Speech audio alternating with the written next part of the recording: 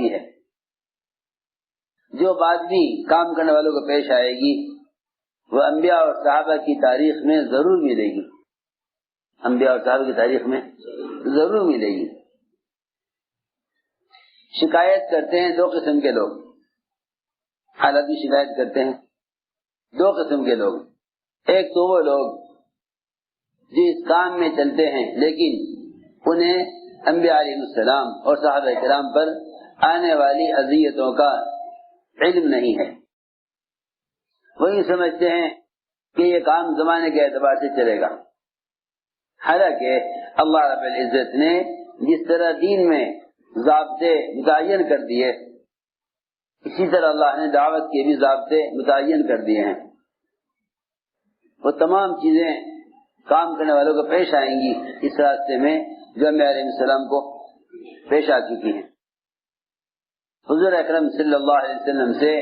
اللہ رب العزت نے یہ فرمایا کہ جو کچھ آپ کو کہا جا رہا ہے آپ سے پہلے انبیاء علیہ السلام کو کہا جا چکا ہے. آپ یہ نہ سمجھیے کہ جو کچھ آپ کے ساتھ ہو رہا ہے یہ پہلے کسی کے ساتھ نہیں ہوا. جو کچھ آپ کے ساتھ ہو رہا آپ سے پہلے کسی کے ساتھ نہیں ہوا، آپ یہ مت خیال کیجئے، بلکہ یہ فرمایا ما یقال لک الا ما قد قیل للرسل من قبلی، کہ جو کچھ آپ کو کہا جا رہا ہے آپ سے پہلے انبیاء علیہ السلام کو کہا جا چکا.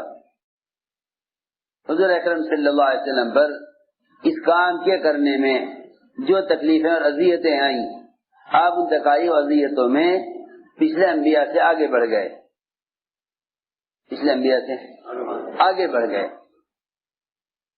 آپ نے فرمایا اوذیت فی اللہ ما لم یوذ احد، اس دعوت الی اللہ کی کوشش اور محنت میں جو اذیتیں مجھے دی گئی ہیں مجھ سے پہلے انبیاء علیہ السلام کو نہیں دی گئی،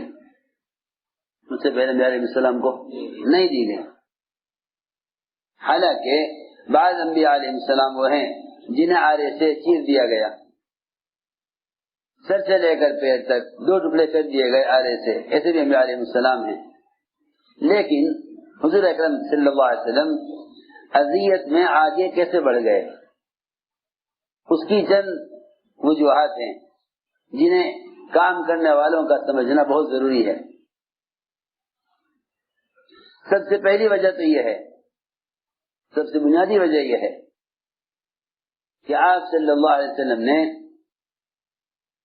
احسان کرنے والوں اور اذیت دینے والوں ان دونوں کی ہدایت کی تمنا برابر رکھی. ان دونوں کی تمنا برابر رکھی، احسان کرنے والے اور اذیت دینے والے ان دونوں کی ہدایت کی تمنا برابر. جتنی ہدایت کی تمنا اور کوشش ابو طالب کی ہے کہ وہ بڑے محسن ہیں، بہت ساتھ دینے والے ہیں، اتنی ہدایت کی تمنا اور کوشش ابو جہل کی ہے کہ وہ سخت ستانے والا اور اذیتیں پہنچانے والا اور آپ کی بات کی سب میں تکذیب کرنے والا، آپ کی بات کو چلنے نہ دینے والا. پہلی بات تو یہ ہے اللہ تعالی یہ دیکھنا چاہتے ہیں کہ ان کے صحیح کام میں جو رکاوٹیں ہیں، ان کے صحیح کام میں جو رکاوٹیں ڈالنے والے ہیں ان کے بارے میں ان کا جذبہ کیا ہے، ان کے بارے میں ان کا جذبہ کیا ہے. یہ بہت ضروری بات ہے جو میں عرض کر رہا ہوں.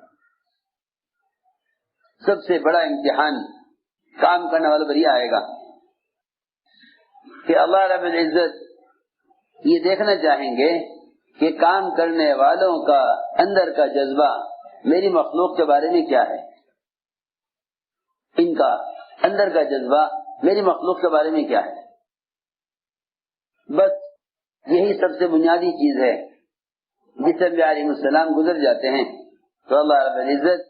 ان کو اپنے کام کے لیے منتخب کر لیتے. سب سے بنیادی چیز یہ ہے. لیکن اگر جذبہ انتقام کا ہو کہ ہم ستانے والے سے بدلہ لیں گے، یہ ہے کہ انتقام کا جذبہ اور صبر یہ دونوں آپس میں ایک دوسرے کے بالکل خلاف ہیں. یہ دو جذبے ایک دل میں جمع نہیں ہو سکتے، یہ دو جذبے ایک دل میں جمع نہیں ہو سکتے، کہ جذبہ انتقام کا بھی ہو اور جذبہ صبر کا بھی ہو۔ جو انتقام کے جذبے کے ساتھ یہ کہتے ہیں ہاں ہم صبر بھی کر رہے ہیں، وہ صبر کرنے میں سچے نہیں ہیں، وہ صبر کرنے میں سچے نہیں ہیں، وہ صبر کرنے میں سچے نہیں جو انتقام کا جذبہ رکھتے ہوں اور صبر کرتے ہوں۔ تو میں نے عرض کیا کہ حضور اکرم صلی اللہ علیہ وسلم انبیاء علیہ السلام سے اذیتوں میں اس لیے آگے بڑھ گئے کہ آپ صلی اللہ علیہ وسلم کا معاملہ ستانے والوں کے ساتھ اس سے بھی زیادہ بڑھ کر احسان کرنے کا تھا، جتنا احسان آپ احسان کرنے والوں پر نہیں کرتے تھے۔ خوب سمجھنا بات کو، انصار نے آپ کا ساتھ دیا، انصار نے آپ کو مدینے میں ٹھکانہ دیا، آپ کا ساتھ دے کر سارے عرب کے قبائل سے انصار نے دشمنی مول لی۔ یہ لوگ بہت مطمئن اور اطمینان کے ساتھ یہود و نصارہ کے درمیان رہا کرتے تھے، لیکن سب سے زیادہ جو انصار پر حالات آئے حضور اکرم صلی اللہ علیہ وسلم کو مدینے میں ٹھکانہ دینے پر آئے۔ سارے عرب کے قبائل ان کے خلاف ہو گئے، انصار نے ان سارے حالات میں آپ کا ساتھ دیا، لیکن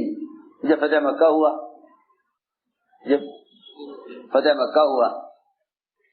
خوب مال آیا، آپ نے وہ سارا مال آپ نے کفار مشرکین اور جو نئے اسلام میں داخل ہوئے تھے ان پر خرچ کیا، اور مہاجرین کو دیا، انصار کو کچھ ایک پیسہ بھی، ایک چونی بھی نہیں دی، انصار کو چونی بھی نہیں دی۔ یہ بہت غور کرنے کی بات ہے، جن آپ پر احسان کیا آپ نے ان کو کچھ نہیں دیا، جن نے آپ کو ستایا مکے سے نکالا آپ نے ان پر سب سے پہلے احسان کیا۔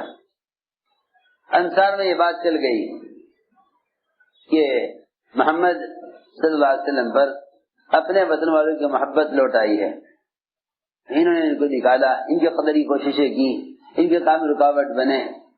اب مال آیا تو آپ نے سارا مال ان کو دیا جنہوں نے آپ کو ستایا، حالانکہ ہم نے آپ کا ساتھ دیا، ہم نے آپ کو مدینے میں ٹھکانہ دیا، مکے والے آپ کی تکذیب کرتے تھے، ہم نے آپ کی تصدیق کی، مکے والے نے آپ کو نکالا، ہم نے آپ کو ٹھکانہ دیا۔ آپ نے انصار کو جمع کیا اور انصار کو جمع کر کے فرمایا کہ انصار،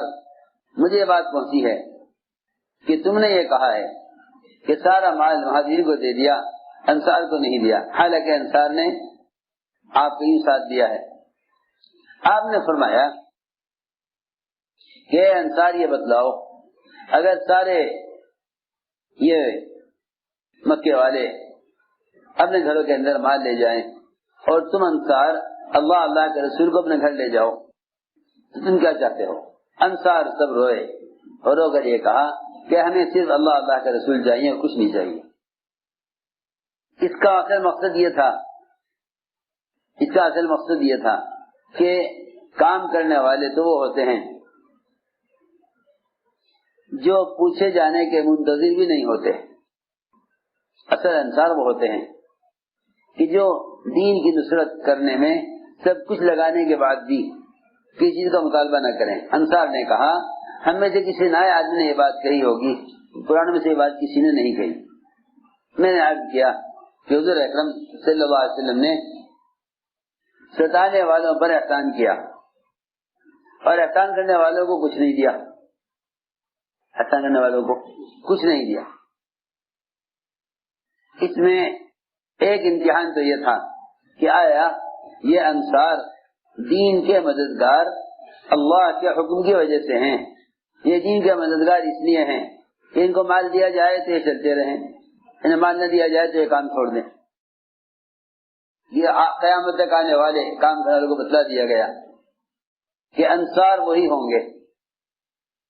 دین کے مددگار تو وہی ہوں گے کہ جن کا کوئی مطالبہ نہیں ہوگا، جن کا کوئی مطالبہ ہرگز نہیں ہوگا۔ انصار وہی ہو سکتے ہیں اور دین کی مدد پر استقامت انہیں کو ہو سکتی ہے جن کی جیسے کوئی مطالبہ نہ ہو کہ نہیں ہم کچھ نہیں چاہتے سوائے اللہ کے رسول کے۔ یعنی عجیب بات ہے کہ انصار کے انصار ہونے کا جو اصل سرٹیفکیٹ اور سند ہے وہ یہ ہے